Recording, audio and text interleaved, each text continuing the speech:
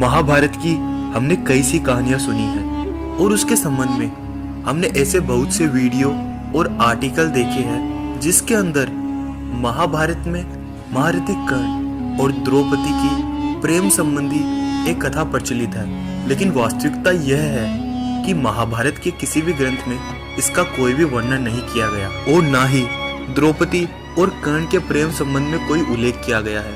हम कुछ ऐसे परिणामों की खोज की है जो आज इस वीडियो में हम जानेंगे। द्रौपदी का जन्म एक यज्ञ से किसी बालक के रूप में नहीं बल्कि वयस्क के रूप में हुआ था।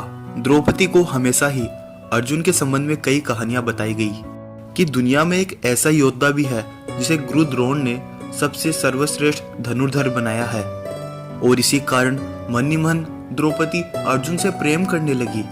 और महाभारत में ऐसा कोई उल्लेख नहीं है जिससे ये पता चलता है कि अर्जुन और द्रौपदी का प्रेम कभी कम हुआ है। द्रौपदी एक ऐसी सुंदर स्त्री थी जिसे उस समय के लोगों ने कभी नहीं देखा था और द्रुपद राज्य भी अत्यंत शक्तिशाली राज्य था। स्वयंवर में जानबूझकर एक ऐसी स्पर्धा रखी गई जिसे केवल अर्जुन जैसा धनुर्धर ही पूरा कर सकता है, किंतु जब कर्ण वहां आ जाते हैं तो वह स्पर्धा बदल सकती थी। ऐसी परिस्थिति वहां उत्पन्न हो गई और कहा जाता है कर्ण के उस प्रतिस्पर्धा में भाग लेने के मुख्य 3 कारण थे। एक, वह उस समय की सबसे सुंदर स्त्री से विवाह करना चाहते थे। दूसरा था वह द्रुपद राज्य से विवाह के माध्यम से संधि कर दुर्योधन के राज्य का विस्तार करना चाहते थे। और तीसरा, वह यह सिद्ध करना चाहते थे कि इस स्पर्धा में अर्जुन के अलावा और भी एक ऐसा योद्धा है जो इस स्पर्धा में विजय प्राप्त कर सकता है। किंतु कई ऐसे कारण थे जिससे द्रौपदी स्वयं कर्ण को इस प्रतियोगिता में हिस्सा लेने से मना कर देती है। कहा जाता है द्रौपदी को कर्ण की अन्य बातें, उनकी धनुर्विद्या और योग्यता के बारे में बताया जाता है, किंतु कहा जाता है कि द्रौपदी खुद को ऊंचे कुल और कर्ण को सूतपुत्र होने की बात कहकर मना कर देती है और इसी कारण द्रौपदी और कर्ण के बीच किसी भी सम्मान की बात नजर नहीं आती। इसके पश्चात महाभारत की सभा जिसमें द्रौपदी का अपमान किया जाता है। दुशासन वीर सभा में द्रौपदी को बालों से पकड़कर घीस के लाता है और कहा जाता है दुर्योधन उसे अपनी जंगा पर बैठने के लिए कहता है और वह अपने मित्र कर्ण से भी कहता है कि हे मित्र, तुम इसके संबंध में क्या कहना चाहते हो। कर्ण दुर्योधन की बातों में आकर कहता है जिसके 5 पति हो उसका मान और अपमान क्या होता है। और इस प्रकार सभी कौरव पांडवों पर सभा में हंसने लगते हैं और यहाँ भी कर्ण और द्रौपदी के बीच किसी भी प्रेम संबंधी बात नजर नहीं आती है। महाभारत के विभिन्न संस्करण जिस तरह रामायण के बहुत से अलग अलग संस्करण उपलब्ध हैं जो एक दूसरे से काफी भिन्न है, और महाभारत के इतने संस्करण उपलब्ध है जिनके बारे में शायद आपने कभी सोचा भी नहीं होगा। और इन्हीं संस्करणों में एक भील महाभारत है जिसमें कर्ण के चरित्र को अत्यंत महिमा मंडित किया गया है। और उन्हीं संस्करण में कई ऐसी कथाएं हैं जिनका वास्तविक मूल संस्करण में कोई जिक्र नहीं है।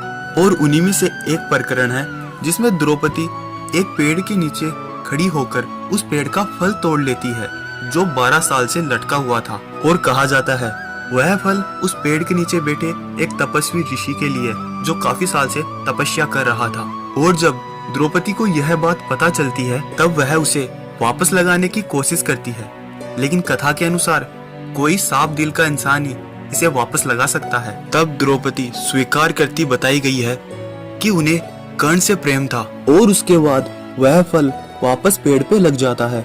और यहीं से कर्ण और द्रौपदी के प्रेम संबंध की बात निकलती है जो वास्तविक रूप से सही मालूम नहीं पड़ती।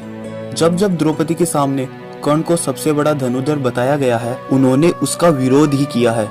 द्रौपदी 5 पांडवों में सबसे ज्यादा अर्जुन से ही प्रेम करती थी। द्रौपदी ये जानती थी कि अर्जुन कर्ण को बिल्कुल भी पसंद नहीं करते हैं, इसी कारण द्रौपदी के मन में कर्ण के लिए द्वेष भावना उत्पन्न हुई थी।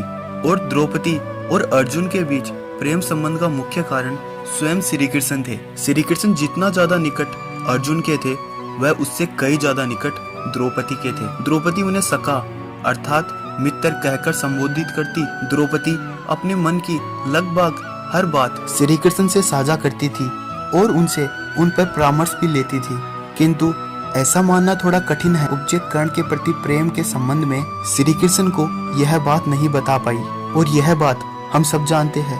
प्रेम जैसा विषय श्री कृष्ण से बेहतर कोई नहीं समझ सकता, और यह बात हम सबको पता है। कर्ण की दुर्योधन के प्रति जितनी गहरी आस्था थी, उसके अनुसार जब द्रौपदी ने दुर्योधन को अंधे का पुत्र अंधा कहकर अपमानित किया था, तभी से कर्ण द्रौपदी से घृणा करने लगे थे। दूसरी ओर जब चीरहरण के बाद द्रौपदी कौरवों को श्राप देने लगती है, तब गांधारी उन्हें माफी मांगते हुए रोकती है, क्योंकि गांधारी को पता था कि द्रौपदी एक यक्षिणी है। यह एक महान पतिव्रता औरत है, जैसा कि गांधारी स्वयं थी। जब उन्होंने अपने पति के लिए अपनी आंखों पर पट्टी बांध ली थी, और गांधारी को यह पता था कि ऐसी पवित्र औरत का श्राप कितना भयंकर होगा, जो समस्त कुल का नाश कर सकता है। और यह बात भी साबित करती है कि द्रौपदी का मन किसी बाहरी मनुष्य से प्रेम नहीं करता, और एक पतिव्रता स्त्री के श्राप में कितनी ताकत होती है। यह बात इसी से समझ आ जाती है। जब गांधारी ने श्री कृष्ण को श्राप दिया था, तो उनका संपूर्ण कुल नष्ट हो गया, और ऐसा समझा जाता है कि भले ही कर्ण और द्रौपदी के बीच संबंध इतने मधुर नहीं थे, किंतु फिर भी दोनों एक दूसरे का बुरा नहीं चाहते थे। ऐसे अनेक कई छोटे छोटे कारण हैं जिनसे आसानी से यह समझा जा सकता है कि कर्ण और द्रौपदी के बीच किसी प्रकार का प्रेम संबंध नहीं था। ऐसी त्रुटि महाभारत के मूल संस्करण में नहीं है। क्या आपको भी लगता है कर्ण और द्रौपदी के बीच किसी तरह का प्रेम प्रसंग रहा होगा, जैसा कुछ लोग समझते हैं? या आप भी तथ्यों के आधार पर इस बात को नकारते हैं कि ऐसा होना संभव नहीं है? आप अपने विचार हमें कमेंट बॉक्स में कमेंट करके दे सकते हैं।